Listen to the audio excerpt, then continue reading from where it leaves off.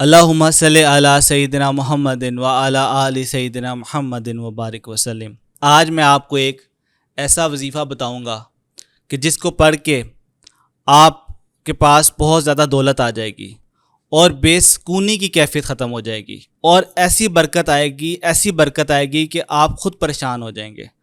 آپ کے دل کے اندر اکثر ہی بے چینی رہتی ہے، ڈپریشن رہتا ہے، انزائٹی رہتی ہے، یہ تمام بیماریاں دور ہو جائیں گی۔ اور یہ وظیفہ میں قرآن پاک سے نکالوں گا، صرف ایک لفظ کا وظیفہ ہے، اور میں وہ آیت پڑھوں گا، پڑھ کے آپ کو سناؤں گا۔ اس کو سمجھنے کے لیے، کیونکہ یہ پوری ایک آیت ہے، اس میں سے ایک لفظ نکالنا ہے، تو جو بندہ اس وظیفے کو کرنا چاہتا ہے، جس طرح میں بتاؤں گا اس طرح اسے کرنا ہے۔ اللہ پاک نے سورہ احزاب کے اندر آیت نمبر 56 میں لکھا ہے، بے شک اللہ اور اس کے فرشتے نبی پر درود بھیجتے ہیں، اے ایمان والو ان پر درود اور خوب سلام بھیجو۔ لفظ کیا ہے؟ خوب سلام بھیجو، خالی سلام لفظ نہیں کہا۔ غور یہاں پہ جو ہے نا، دیکھیں غور کریں کہ اللہ تعالیٰ نے فورس کیا ہے، خوب بہت زیادہ سلام بھیجو۔ اور پھر اللہ پاک کیا بتا رہا ہے؟ اچھا، اس میں سے آپ کہیں گے کامن بات ہے، لیکن وظیفہ کیا نکالا ہے وہ میں آپ کو ابھی اینڈ پہ بتاؤں گا۔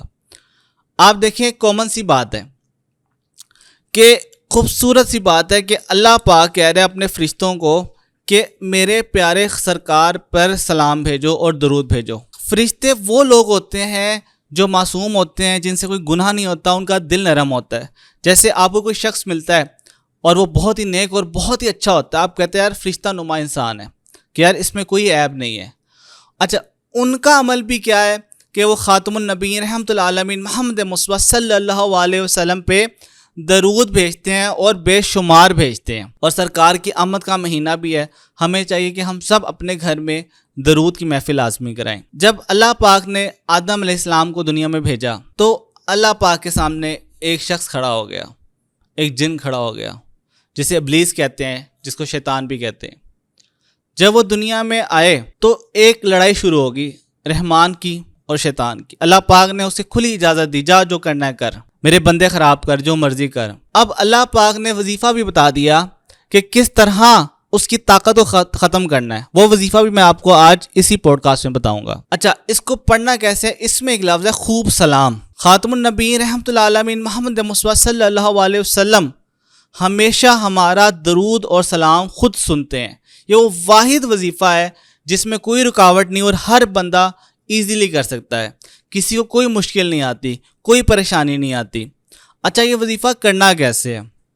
جیسے آپ جب اٹھتے ہیں، جب بھی اٹھ کے وضو کیا، وضو کر کے 7 مرتبہ کوئی بھی درود شریف پڑھا، پھر کھڑے ہو کے، اور پھر سر کو جھکا کے گردن جھکا کے ایسے فیل کیا جیسے خاتم النبی رحمۃ العالمین محمد مصطفیٰ صلی اللہ علیہ وسلم سامنے کھڑے ہیں اور آپ ان کو سلام پیش کر رہے ہیں۔ پھر آپ نے کہنا السلام علیکم یا خاتم النبیین یا رحمۃ العالمین یا محمد مصطفیٰ صلی اللہ علیہ وسلم۔ اس طریقے سے خاتم النبیین رحمۃ العالمین محمد مصطفیٰ صلی اللہ علیہ وسلم کو 11 مرتبہ سلام بھیجنا ہے، اور ایسے جیسے وہ سامنے موجود ہیں۔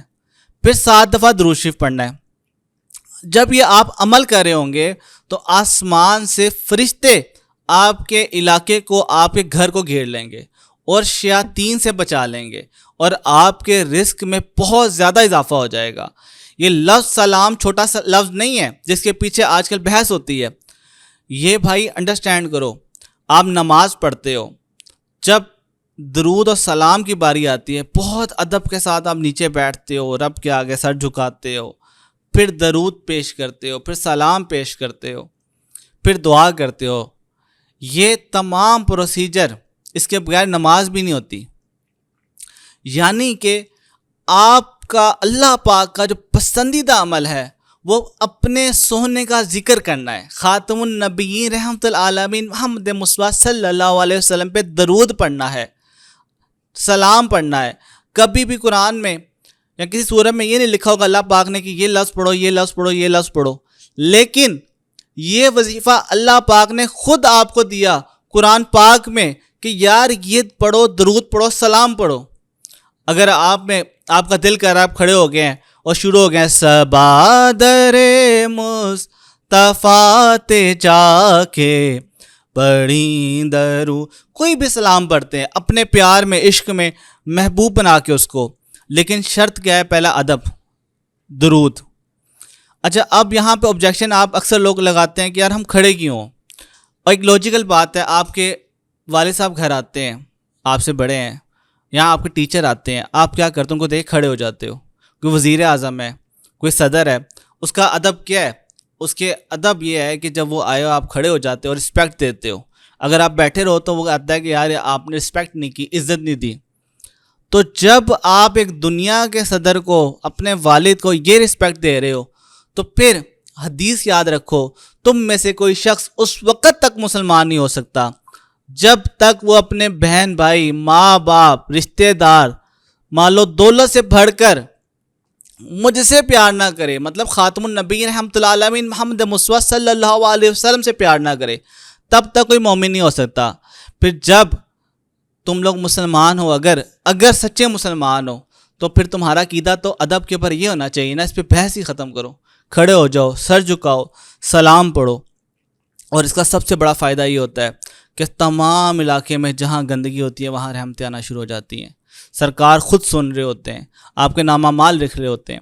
جب آپ پیار سے آگے پیش ہوتے ہو تو آہستہ آہستہ آپ کے تمام گناہ ختم کر دیے جاتے ہیں، آپ کے دل کی کیفیت کو تبدیل کر دیا جاتا ہے، اور اتنا مال و دولت، اتنی رحمتیں دی جاتی ہیں کہ آپ سے سنبھالی نہیں جاتی۔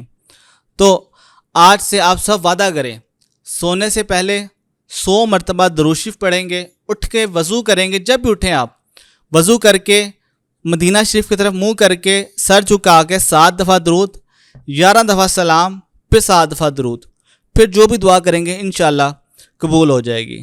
جزاک اللہ۔